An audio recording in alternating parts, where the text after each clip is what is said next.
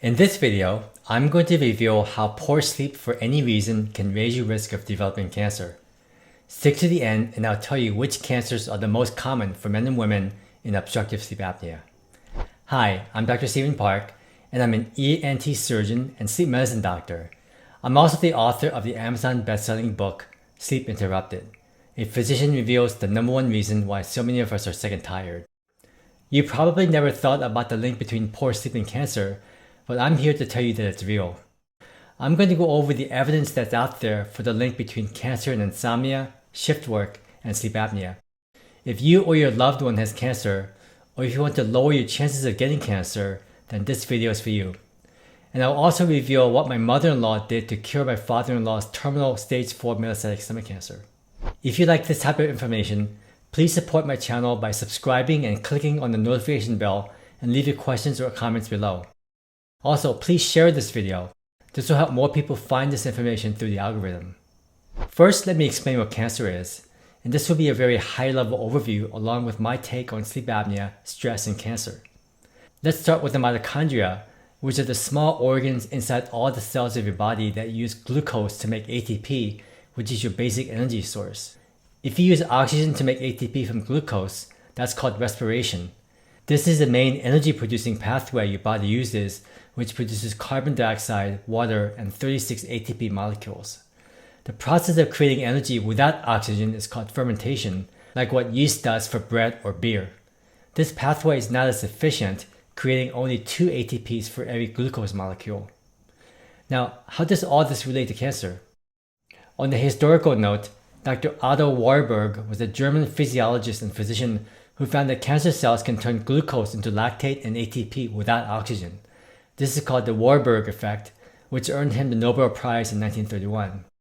As I mentioned before, this fermentation process makes only 2 ATP molecules, which is much less efficient than when you use oxygen, which creates 36 ATP molecules. This is why cancer cells use much more glucose than normal cells, which is a feature that PET scanners use to detect cancer. We also know that obstructive sleep apnea causes repeated episodes of what's called intermittent hypoxia, or low oxygen levels. It's been shown in many studies to promote cancer growth through many different pathways. One particular molecule that's created under low oxygen conditions is what's called vascular endothelial growth factor, or VEGF. This creates new small vessels and tissue growth. Essentially, it's the body's way of bringing in more blood to oxygen-deprived areas. In the beginning, the more the tissues grow, the more it gets starved since there's limited blood flow. The cycle repeats itself over and over again, creating aggressive tissue growth that don't have the proper feedback signals to stop growing.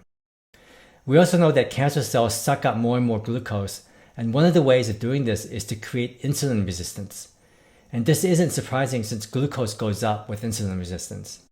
It's not only sleep apnea that can lower oxygen levels in your body. Any kind of stress can also lower blood flow to certain parts of your body. Let me explain. I first learned about the stress response in great detail from Dr. Robert Sapolsky's book, Why Zebras Don't Get Ulcers. He described what happens when a zebra is suddenly being chased by a tiger. The most important thing to do for the zebra is to run away. Other animals, and even some humans, may stay and fight. Either way, when you activate the flight or fight response, your body naturally mobilizes all your blood flow and resources to your core muscles, heart, and the lower levels of your brain so that you can survive. Blood is bypassed away from your skin, gut, and reproductive organs. In this situation, you don't need to eat or digest or want to have sex. If you get hurt or get cut, you'll bleed less from your skin. And another important point here is that any kind of stress will raise your cortisol hormone, which also raises your glucose levels, and this will feed your cancer cells even more.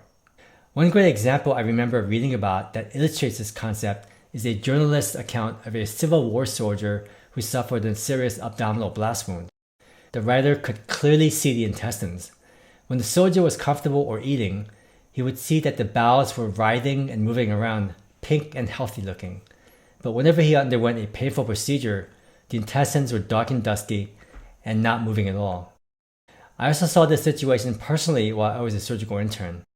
Older people who were sick or had chronic diseases had dark bowels that didn't move that much, but a young healthy person who came in for an appendectomy or some other benign abdominal procedure had healthy looking bowels and there was lots of movement.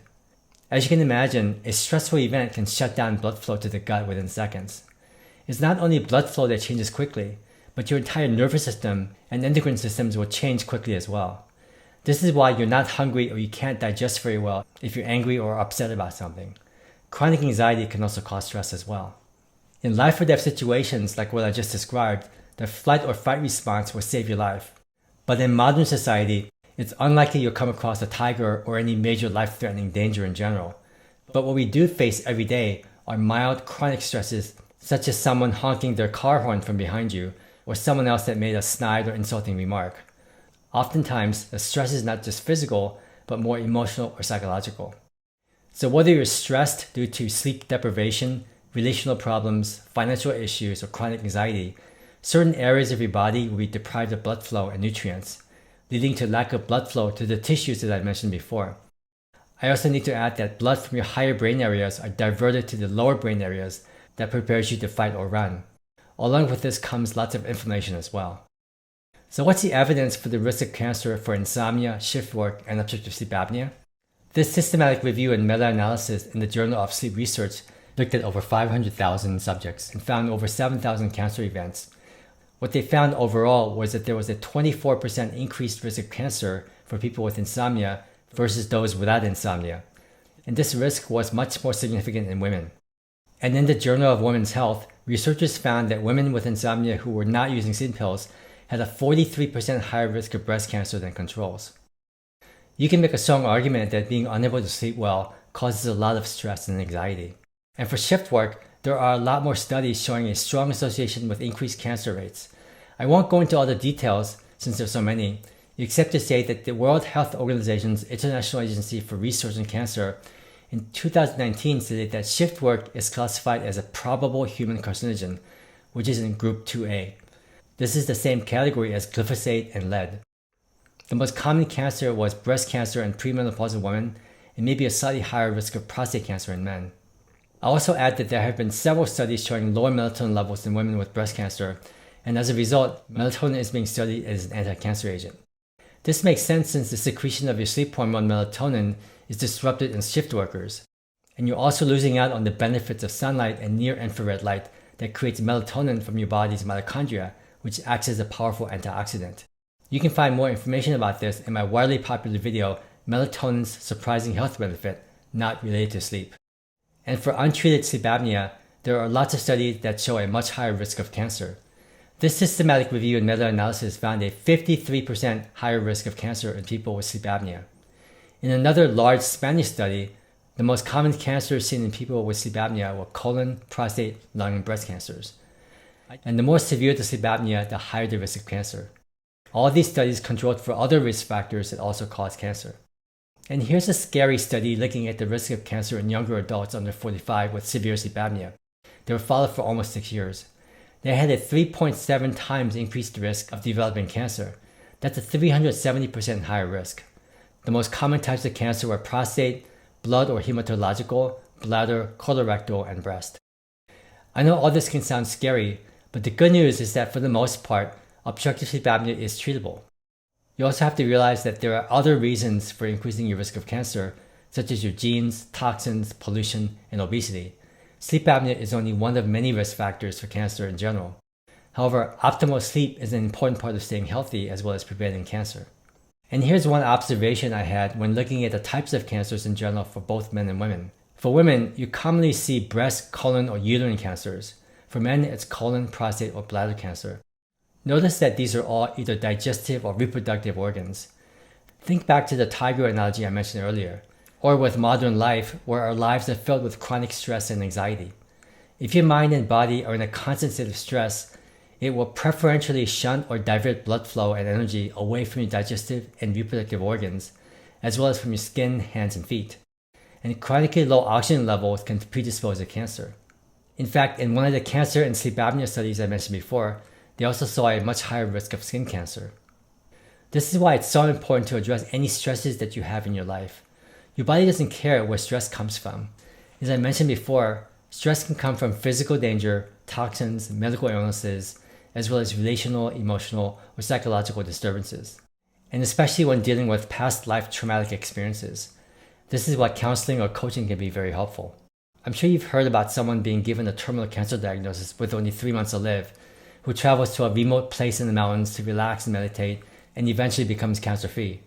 Another situation is being cured of inoperable terminal cancer by just changing what you eat. One great example that I mentioned in other videos is my father-in-law, who was diagnosed with grade 4 metastatic stomach cancer and was given only 3 to 4 months to live. He refused any further surgery or salvage chemotherapy and radiation. When I first met him, he was about 40 to 50 pounds overweight and had diabetes, high blood pressure, and snored like a train. And he was on multiple medications. I took care of his sleep apnea, and Kathy's mother took out her old Korean recipes. My father-in-law eventually lost 40 pounds, came off his insulin, and was cancer-free in about 1 year.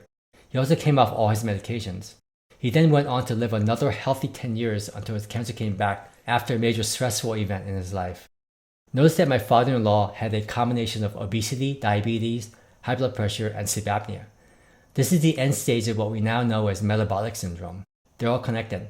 The more up-to-date way of thinking about cancer these days by forward-thinking doctors is that it's a metabolic problem.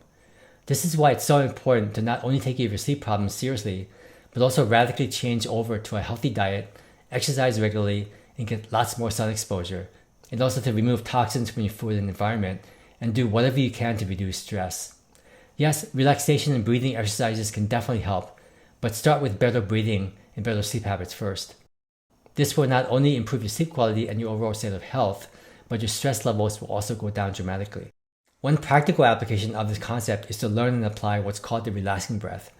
I learned about it from Dr. Andrew Weil almost 20 years ago. Take a slow deep breath in through your nose on the count of 4, hold for a few seconds, and then exhale slowly out your mouth on the count of 7. Hold for a few seconds and then repeat the cycle 3 or 4 more times. The key principle here is that when you're breathing out, you're activating the parasympathetic nervous system, so you end up calming your nervous system. But when you inhale, you're activating the sympathetic nervous system, which is your fight or flight response. You'll see that your heart rate goes down a bit when you breathe out.